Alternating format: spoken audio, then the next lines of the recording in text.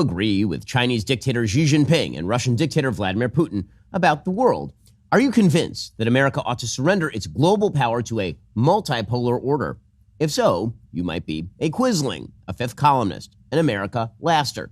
And there are plenty of them. They've spent years lying about America, about our history, about our foreign policy, about our enemies, about our allies. In the end, the only unifying feature of their bizarre amalgam of conspiracism and untruth is an agenda to reduce America's role in the world. Today, we're going to talk about the America lasters, the people who play defense for Iran and Russia and China, but who go on offense against the allies who fight alongside the United States. What do these people want? What is their actual agenda? And why? Why do they so despise America's dominant role in the world? This is The Ben Shapiro Show.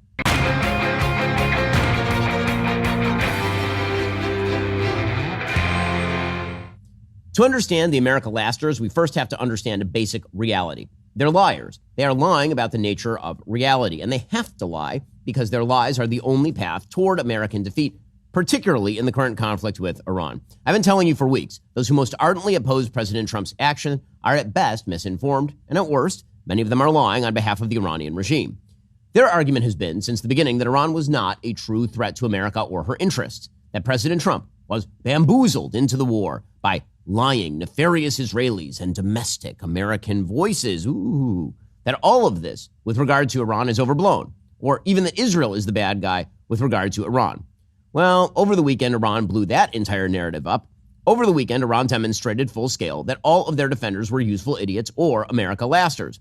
The fools who claimed that Iran posed no threat beyond the immediate region, well, they were parroting Iranian lies. Just a few weeks ago, the Iranian foreign minister, Abbas Araghchi, who is likely not long for this non-72 virgin world, announced that Iran had limited its own missile range to 2,000 kilometers. That would be 1,200 miles. That would make Iran a threat to the Middle East, but not to the heart of Europe.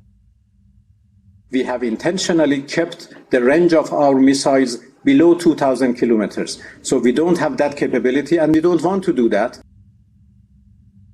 Well, top American officials at the time warned it was not true. Here was Senator Tom Cotton with the CIA Director John Ratcliffe last week. Iran has always had a space launch program, which is flimsy cover for the first part of that intercontinental missile program. I haven't seen any Iranian astronauts in space lately.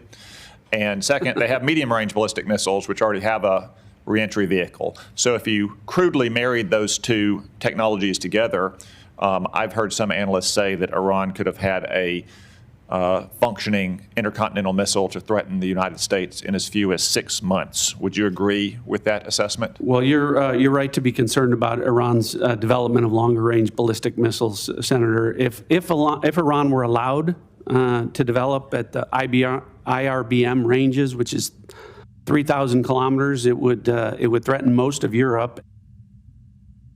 Well, over the weekend, U.S. officials announced that Iran had launched 2 intermediate-range ballistic missiles at Diego Garcia, that is a joint U.S.-UK airbase in the Indian Ocean. The missiles didn't hit the target. Diego Garcia is 4,000 miles away. So what does that mean? Well, let's take a look at this map. What you see here is a map of the area of 1,000-kilometer ballistic missile range. That is the interior circle here, and you see that it covers all of the Middle East. It covers parts of India. It goes into parts of Russia. And then you see what the 2,000-kilometer range would look like. And the answer is the entirety of Europe, like all of Europe. If you're audio only just listening to this, the map shows virtually all of Europe in Iranian ballistic missile range based on the attempt to hit Diego Garcia Air Base. So the Iranians appear to have been lying, which is not a shock because they lie all the time, the Iranian government. Just like they've been lying about their nuclear program and their terrorist support all over the region and, everything else. The Europeans apparently are within direct missile range. So what would a world with a burgeoning Iranian nuclear program with intercontinental ballistic missile capacity look like? Well, that is precisely the threat laid out by President Trump and Prime Minister Netanyahu over the course of the last several years. They've already developed missiles that can threaten Europe and our bases overseas, and they're working to build missiles that will soon reach the United States of America. Iran talks about death to Israel, death to America. They just see us as a stepping stone to getting to America with ICBMs, long-range missiles that can be targeted on any American city with nuclear bombs. So we're fighting our battle for sure, but we're fighting the free world's battle against the barbarians. An Iranian regime armed with long-range missiles and nuclear weapons would be an intolerable threat to the Middle East, but also to the American people. Our country itself would be under threat. That regime has a built-in DNA, and that DNA says no America and no Israel, which stands in the way of getting to America. They want to develop long-range ballistic missiles with nuclear warheads to threaten you and threaten every American. And that's what has been stopped. And it's for the good of all Americans. Now, again, we were told by the America Lasters that all of this was untrue, that it was all a lie. And then, of course, the lie was put to their lie by the fact that there was, in fact, a long-range missile that was aimed at Diego Garcia, which is thousands of miles from Iranian territory.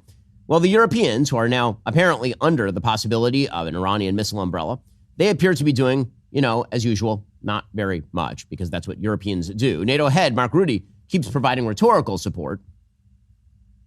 The good news is that these 22 countries are following the president's lead on making sure that we free up the Strait of Hormuz. Obviously, the military campaign is still ongoing, so that's why we are working now, these countries together, and also with the US to make sure that we assess what, when, and how we can do this. Well, the European support, if it's going to kick in, it ought to kick into high gear now.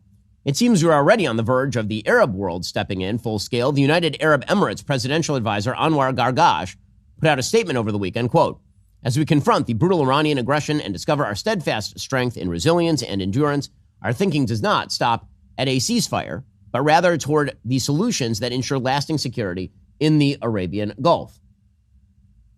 Curbing the nuclear threat, missiles, drones, bullying of the straits, it's conceivable this aggression should turn into a permanent state of threat. In other words, no more stopgap measures, no more kicking the can down the road." Iran appears to be on its last legs. Treasury Secretary Scott Bessent appeared on Meet the Press over the weekend. Here's what he had to say. Just to be clear, the command and control system of the Iranian regime is in chaos. This is Hitler's bunker. Hitler is dead. Himmler is dead. Göring is dead. Most of what you're seeing are lone wolf activities.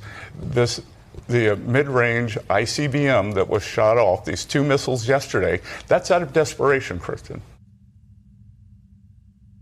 The Treasury Secretary is not wrong here. According to Axios, U.S. and Israeli intelligence think that the Ayatollah Mojtaba Khamenei might still be alive, but they really have no evidence that he is. According to Axios, quote, "A U.S. official said it's beyond weird. We don't think the Iranians would have gone through all this trouble to choose a dead guy as the supreme leader, but at the same time, we have no proof he's taking the helm." 2 senior Israeli officials claim the Larijani assassination expanded the power vacuum and that it was being filled mainly by the IRGC, that's the Iranian Revolutionary Guard Corps. The IRGC are taking over Iran, and they are crazy, a senior Arab official told Axios. They are highly ideological, and they are ready to die and meet Khamenei Sr. Iran is in pretty serious trouble, and they know it. And that is why they are doing truly idiotic things. Like at any strategic level, what they just did over the weekend is really stupid. Firing a long-range missile that exposes their most far-reaching capacity is a dumb thing to do. They know they are in trouble, and they are throwing anything they can at the wall. They are hurling spaghetti at the wall at this point. Aside from firing new long-range missiles at American bases in the middle of the Indian Ocean, they also, over the weekend, fired a missile at the center of the old city of Jerusalem, which is where the Dome of the Rock is. That is where the Al-Aqsa Mosque is, where the Temple Mount is. Here's footage of an Iranian missile fragment landing in the old city of Jerusalem. I know exactly where this area is. It is a highly trafficked area. People walk in this area all the time. And you can see the missile fragment blowing a gigantic hole, basically, in the road. That's about 1,200 meters from the Temple Mount itself. They're clearly trying to light the region on fire as a last resort. They're setting the building on fire because they're hoping that the cops won't enter. They also fired missiles at Dimona and Arad in Israel. Those are civilian centers.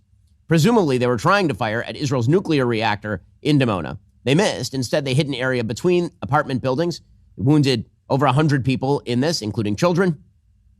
Here's some aerial footage of what the damage looked like. Again, this is a ultra-Orthodox area, and it was lucky that the missile didn't hit the building directly. It actually hit between the buildings. It did a lot of damage to people anyway who weren't in their mamads. Those would be their safe rooms. Killing civilians, firing long-range missiles, targeting religious holy sites, including Muslim religious holy sites. None of this is the mark of a regime empowered and strengthened and in great shape in this war. It is the mark of a regime on its way out. In just a second, we'll get to Iran's only true point of leverage. First, let's talk about your business. One of the most remarkable things about the Daily Wire over the past few years is how fast the company grew. You don't get from 7 people in a pool house to 200 employees unless you are focused on finding people who know what they're doing, people with real skills, not just the right piece of paper. That's what everybody is finally waking up to. Skills-based hiring. Our sponsor, ZipRecruiter, helps you do just that. Right now, you can try it for free at ZipRecruiter.com/dailywire. You want people who can perform, who can solve problems, create, build, because that's what drives growth in a company like ours and also in yours.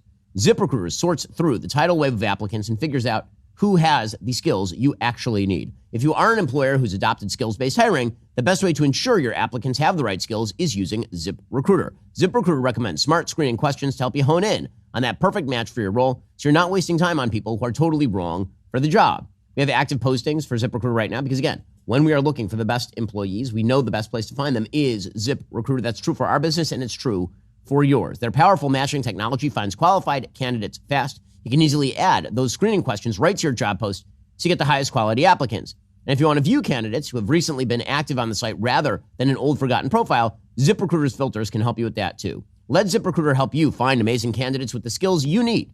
4 out of 5 employers who post on ZipRecruiter can get a quality candidate within the very first day. Right now, try it for free at ZipRecruiter.com/dailywire. That is ZipRecruiter.com/dailywire. Meet your match on ZipRecruiter. Now, for those who missed it last week, we are now answering your questions live during the show. But again, you have to be a Daily Wire subscriber, a member, to join the fun, be part of our special club. Become a member right now and jump into our live chat. Savvy, have we questions from our members?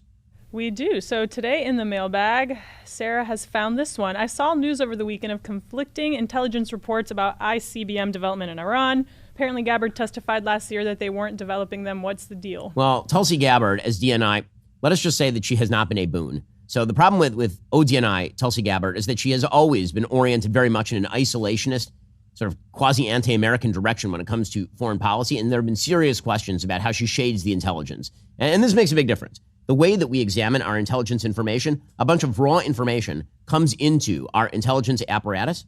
And then how you analyze that information is sort of a choose-your-own-adventure game. So you will hear CIA Director John Ratcliffe say things. And then you will hear Tulsi Gabbard, who is the DNI, theoretically overseeing the CIA, and they will say 2 different things. So the question as to whether they are, quote-unquote, developing ICBMs, the question is not really how fast are they, what are they? The question is, could they, and what is their intent? And that's difficult to discern based on the raw intelligence. And so that's why you can have 2 intelligence officials in the same exact administration saying 2 things that appear to be in direct conflict. Okay, so let's talk about the only hope for Iran.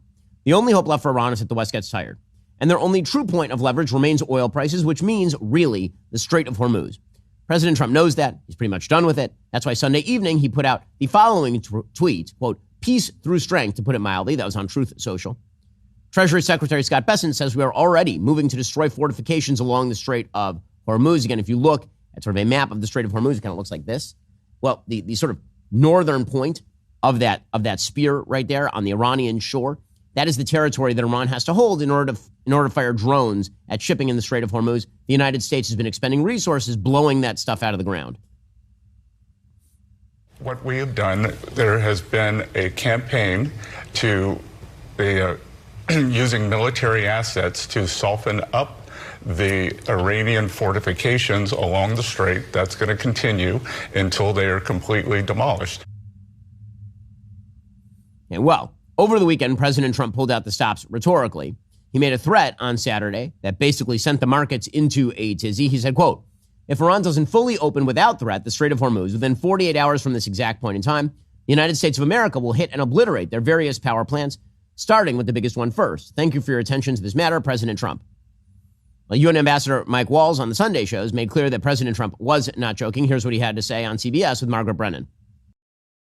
How do you ensure that this doesn't constitute a war crime, which the UN Secretary General said an attack on energy infrastructure could be? How do you make sure this is not mass punishment for innocents? Well, I think, I would encourage and will encourage the Secretary General to point out the 20 to 30,000 Iranians that the regime massacred at scale, the civilian infrastructure that they're attacking. That, but how do you make and sure when this you doesn't but when you have a personally? regime that has its grips in so much critical infrastructure that's using it to further not only the repression of its own people, to attack its neighbors, and in contravention of UN sanctions to march towards a nuclear weapon, then that makes those legitimate targets.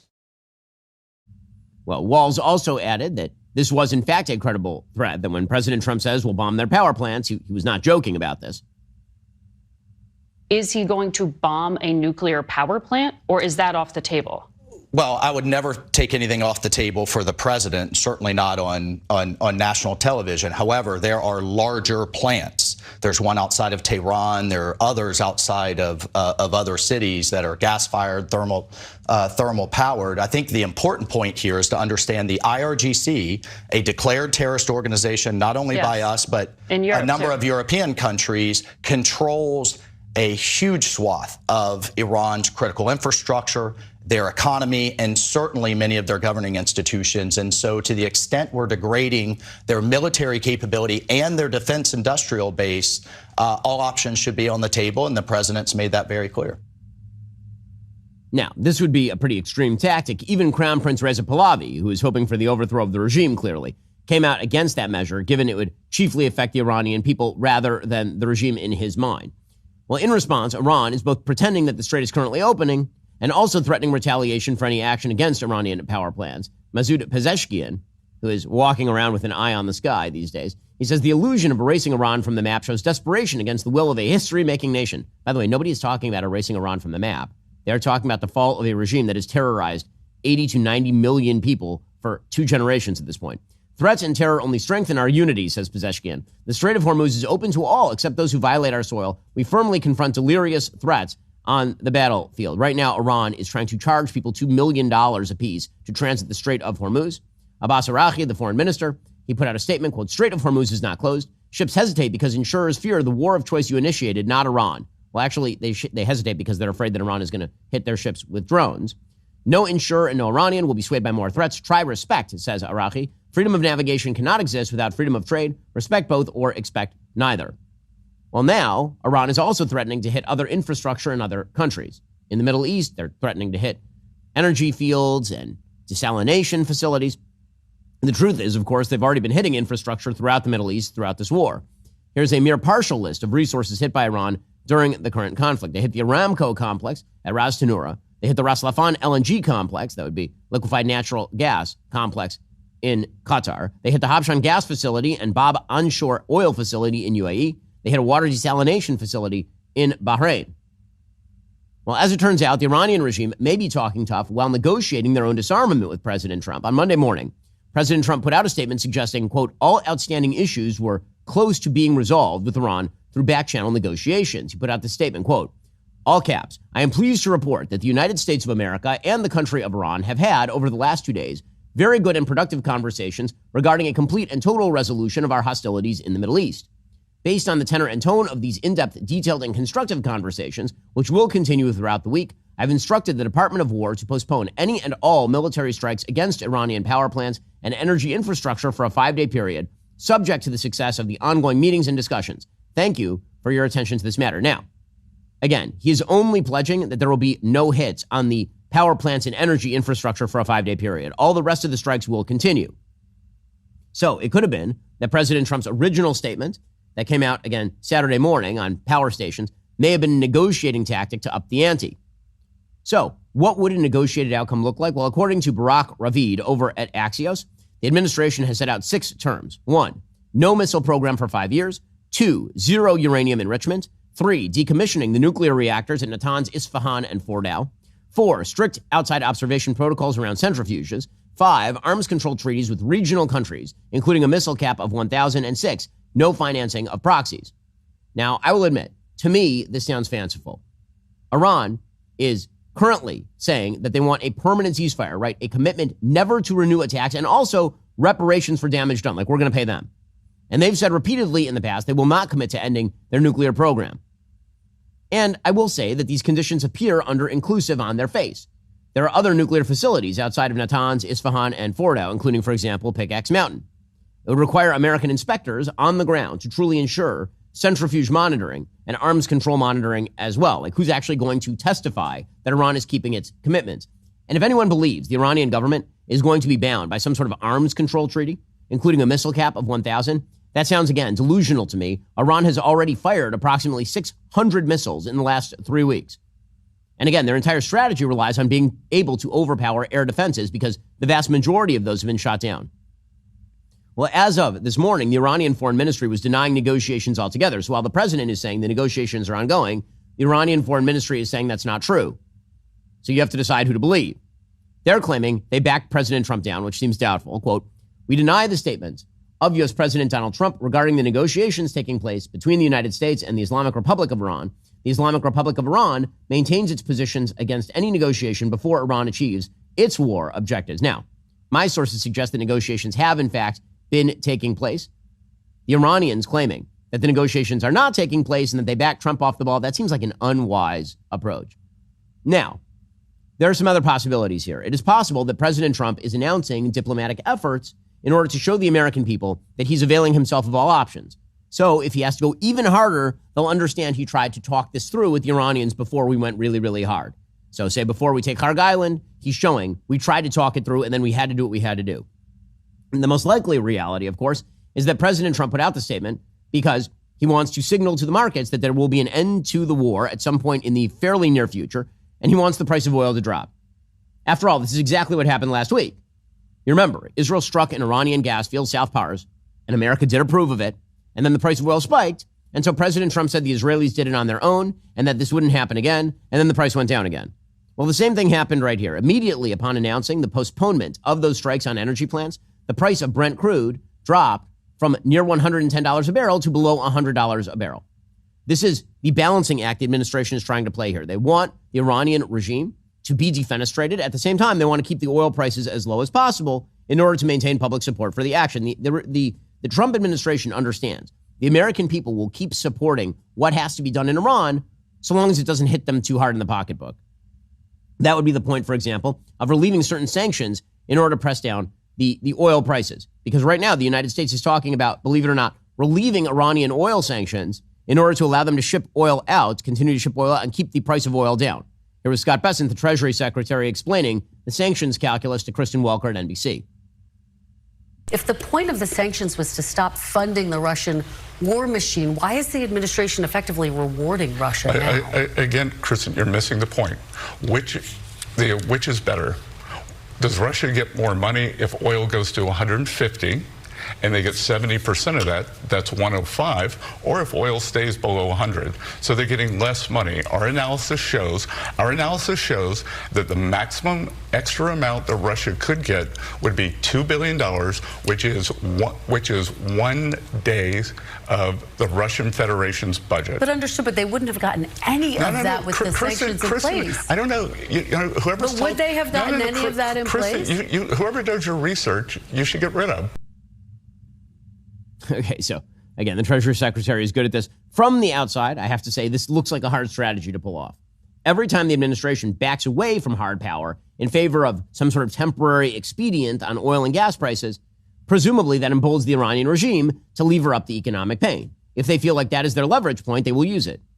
Or it's possible that the people in the know, in the Trump administration or in Israel, know something that we don't, that Iran militarily is on its last legs. So it actually doesn't matter very much what they do, that if they have a little bit of extra money, that's not going to save them. So if we can keep the price of oil down while finishing them off, maybe that is the best possible solution.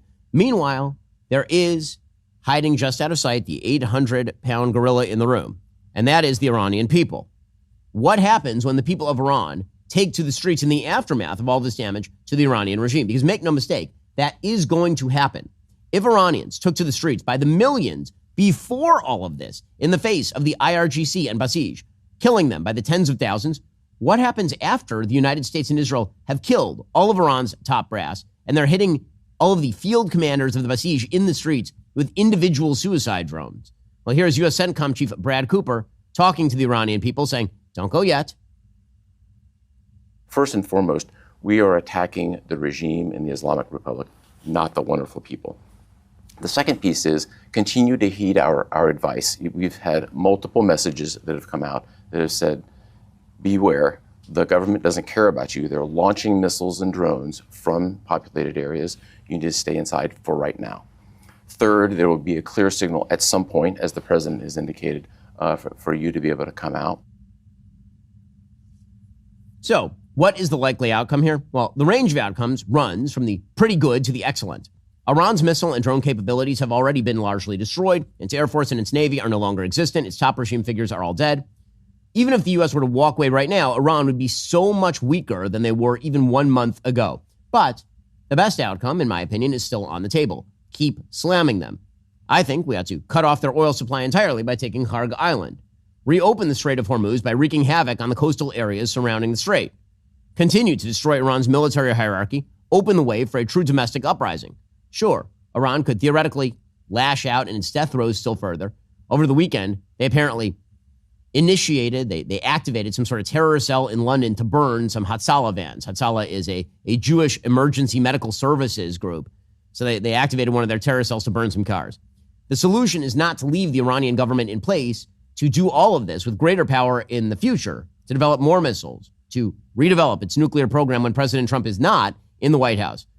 That would be like arguing we ought not put down a rabid dog because, hey, it might bite us, ignoring the fact that if you leave the rabid dog alone, that's going to lead to a far greater spread of rabidity and far more damage. Well, NVIDIA CEO Jensen Huang, I think, had an excellent take on all of this in short form on the All In podcast. I believe that there's a reason we went to war, and I believe at the end of the war, Middle East will be more stable than before. So why should we be optimistic about a positive outcome in Iran? Because, again, if you flip the table, assume for a second that Iran had been hitting the United States to the tune of killing the president, killing the vice president, killing our entire military infrastructure, destroying our entire missile arsenal, destroying our Air Force and our Navy, and we had basically been relegated to shutting off some of the waterways. Would that be a win or would that be an L?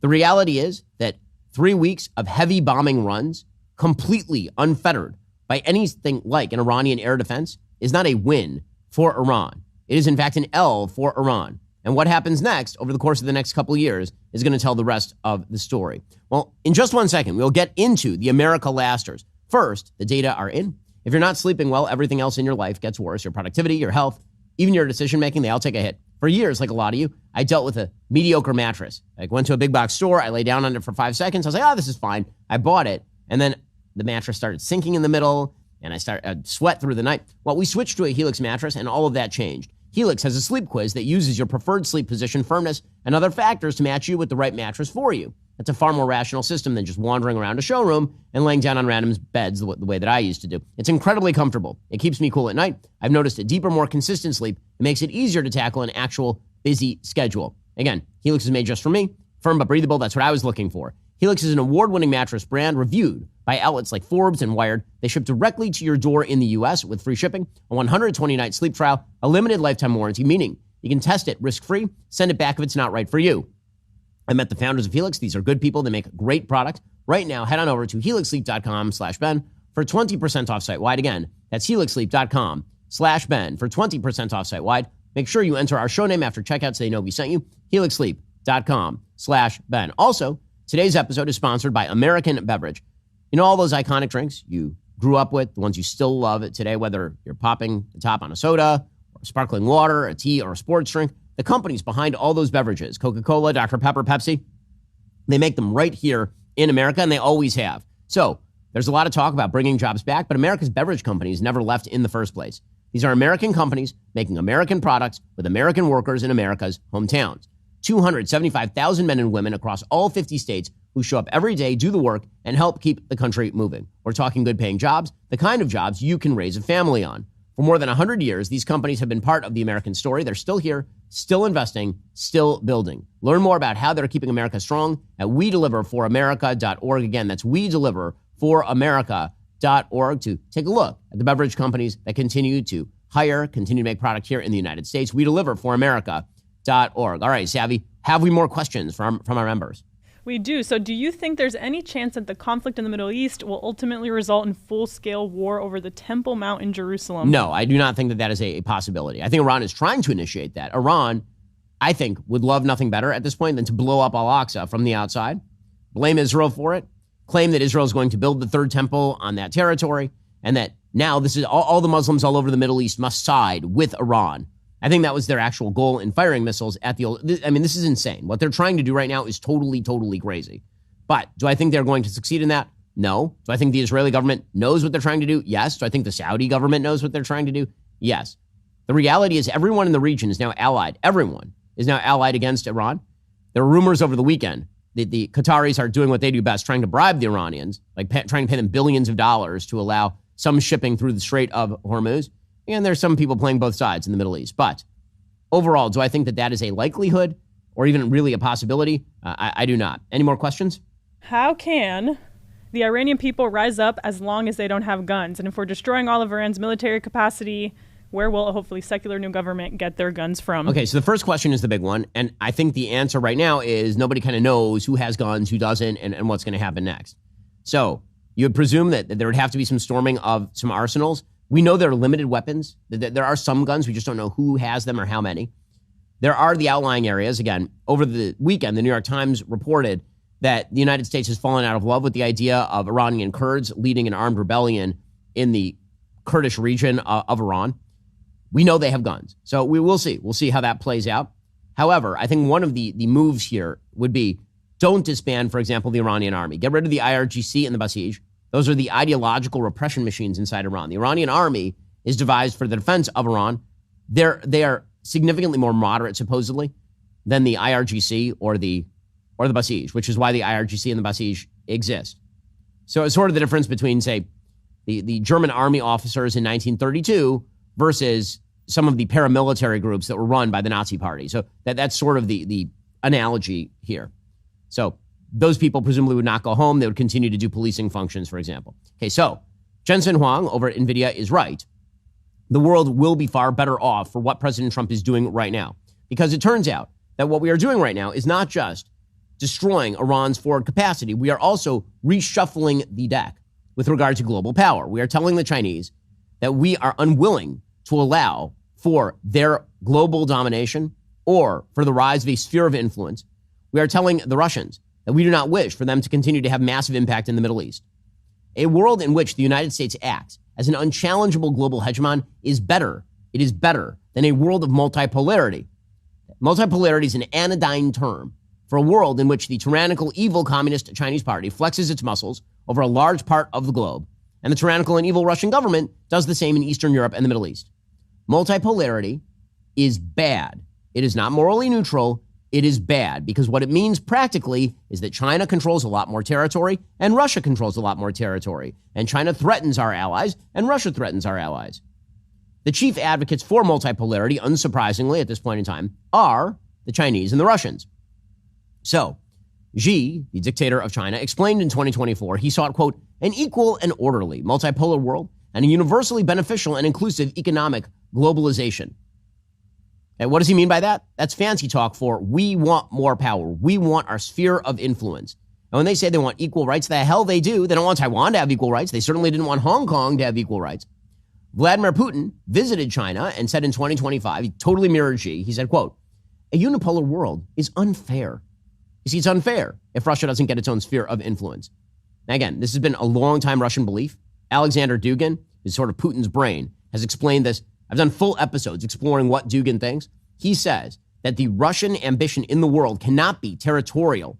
It has to be imperial. That basically it can't just be Russia rules its own roost. It has to be that Russia seeks power all the way out to the Atlantic Ocean, which means domination of Europe.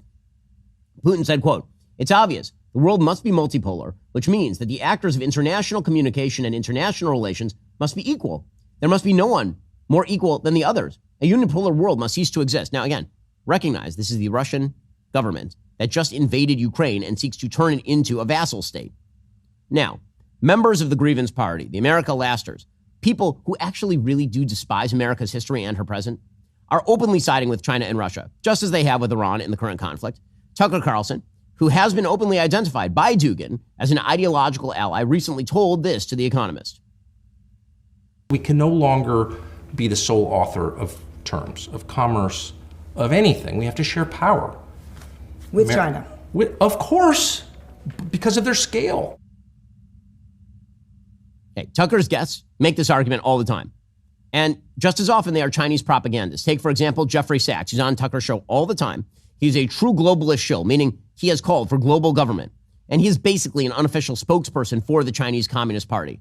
Here he is making the case that we ought to cede more power to China.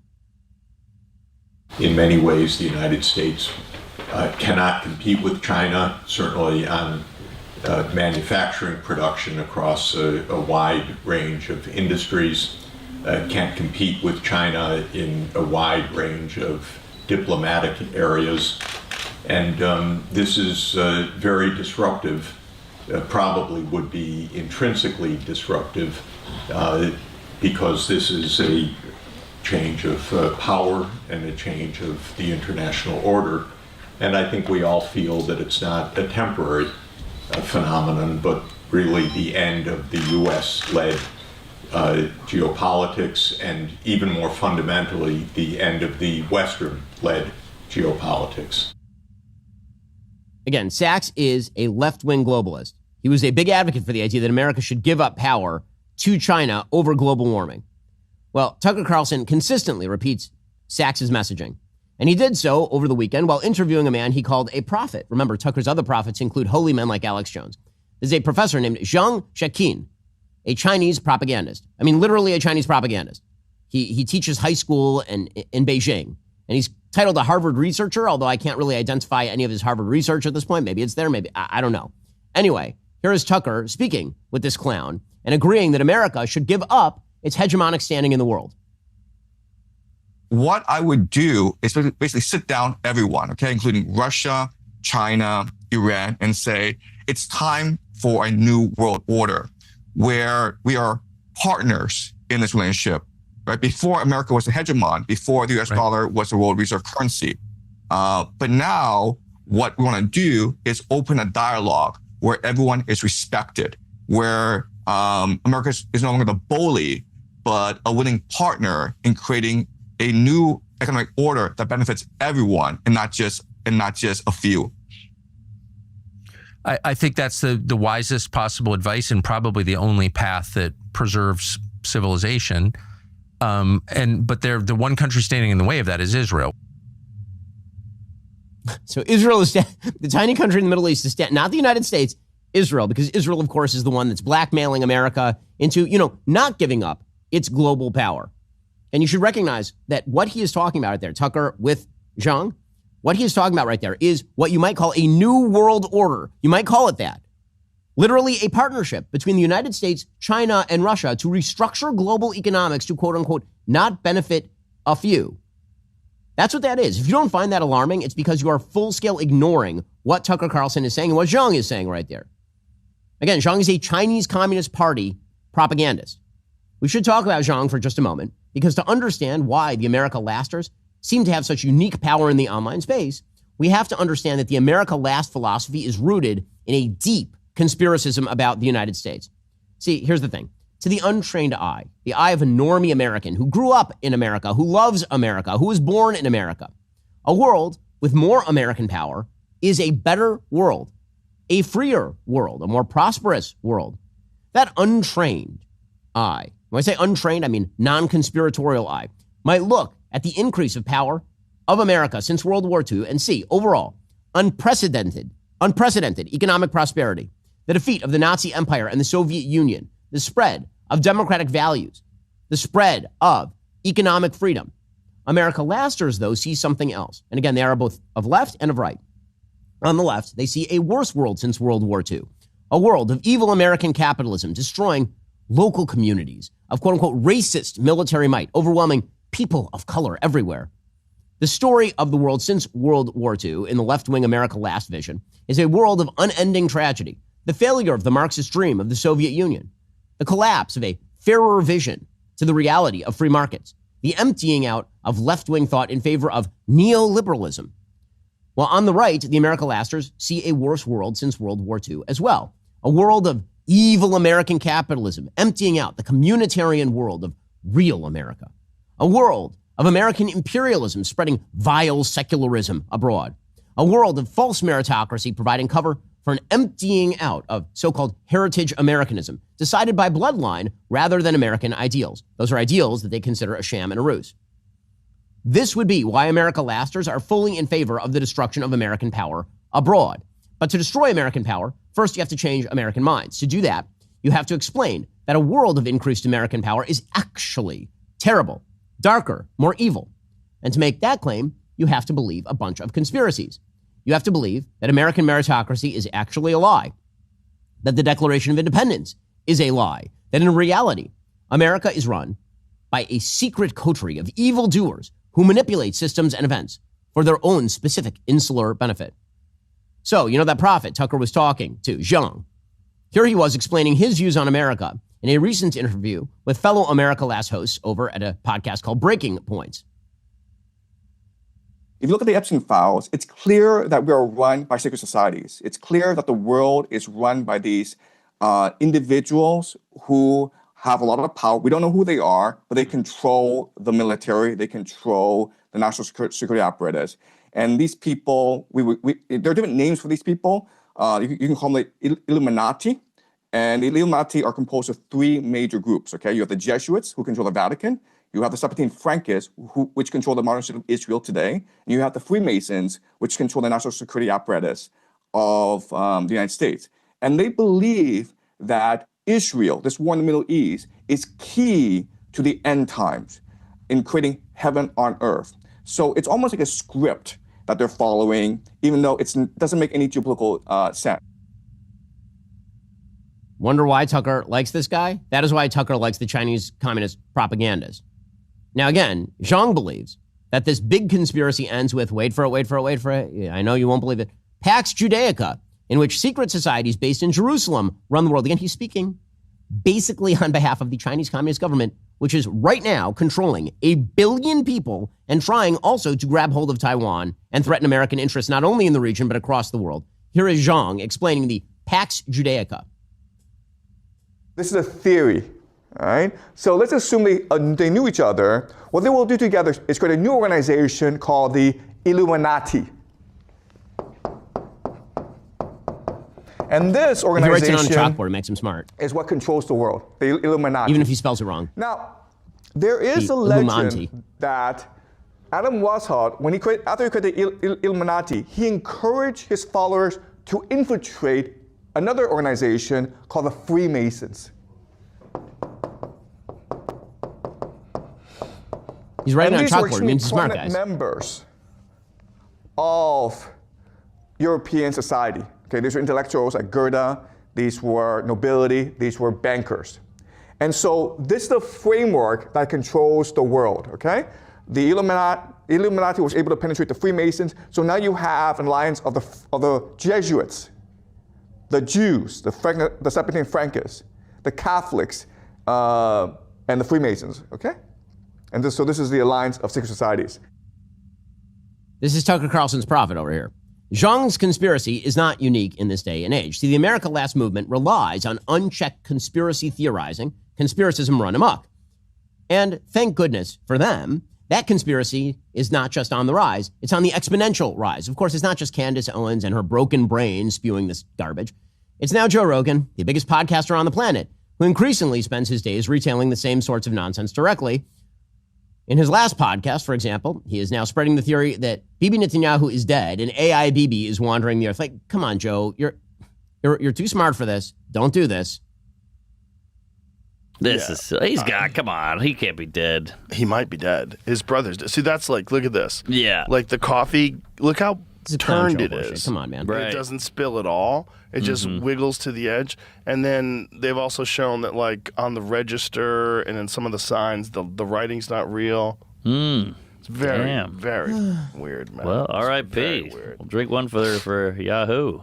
Well, he hasn't been seen publicly in over a week. So he might be gone.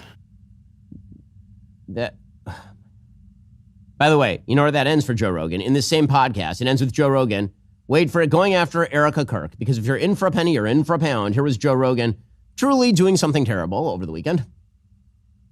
I've heard Erica Kirk's got a dick. I've heard that one. Whoa, she seems thrilled. right now. She's an odd duck. She's a kook for sure. You ever seen the compilation of her making crazy eyes? No. There's a video of her making demon eyes, and every time she makes the eyes, the music. It's so ridiculous. She's possessed. Well, she just gets intense. Disgusting. Really, really vile and disgusting. Well, unsurprisingly, Joe now seems to find the views of the America lasters convincing. It turns out if you believe enough nonsensical theories about the evil societies that secretly run America, you end up wanting America, because it's run by a secret evil society, to reduce its global influence.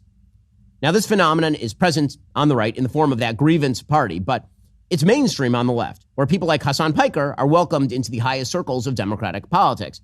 Hassan Piker, who again holds hands with people like Tucker Carlson when it comes to foreign policy, spent his weekend, when he wasn't bloviating about the evils of America attempting to defenestrate the mullahs, giving sensual massages to the Cuban communist government while wearing, I kid you not, $1,500 designer Cartier glasses. The average annual salary in Cuba is currently $156. So he's doing great. He was in Cuba with the morons over at Code Pink, again, another foreign front group, doing some true poverty tourism. They held a big concert, Code Pink, over in Havana with Kneecap. And apparently, by the way, the power that was utilized for this concert did not go to local hospitals. Hassan Piker is also staying at a 5-star hotel in Cuba, which he says is his moral duty. He must stay at a 5-star hotel. You see, that is what good leftism requires. The government has very limited resources, and the American government makes it illegal for Americans to stay wherever they want when they're in Cuba. They have to stay in what they've declared as 5-star hotels. Oh, is that how it works? Is that how it works, you schmuck? I mean, by cosplaying communism while staying at a 5-star hotel wearing $1,500 glasses, this schmuck. What a ridiculous figure he is. By the way, it's not even true. Michael Knowles actually went to Cuba a couple of years ago, and he actually used an Airbnb, so it's not true. And sure, the people don't have electricity in Cuba, but you see, that is just the romance of non-capitalism. That's just how they want it, is the not having of the electricity. I mean, there's like rolling blackouts that take place throughout the day, every day, all around the country, right? 11 million people. But today is a beautiful day out here. It's like 75 degrees, sunny. People are partying. People are partying in the streets. Wow. What a beautiful life. Well, just to prove the point that third worldism is a philosophy of envy and evil, these moral derelicts, again, spent their time on the impoverished island complaining about Israel during a Kneecap concert. So they're there with a government that represses its own people, keeps them in abject poverty. Again, $156 in salary a year. But they're there to chant about freeing Palestine with Kneecap.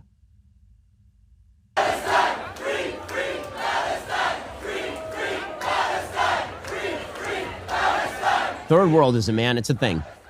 Well, it's no shock that all these figures on all sides of the American last movement are radically anti-Israel, because Israel actually is a powerful ally acting in concert with the United States.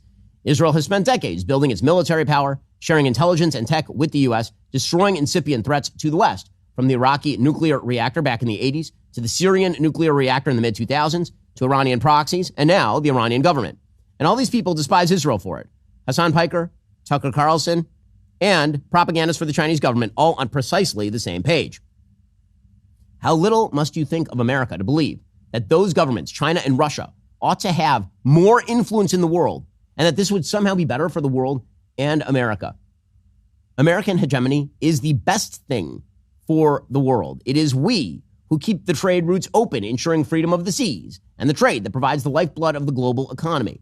It is we who stand down the world's most evil regimes, achieving the world's most dangerous weapons. It is we who support the rise of allies who share our values. It is we who prevent the spread of perverse, cancerous power emanating from imperialist tyrants of communist and fascist persuasion.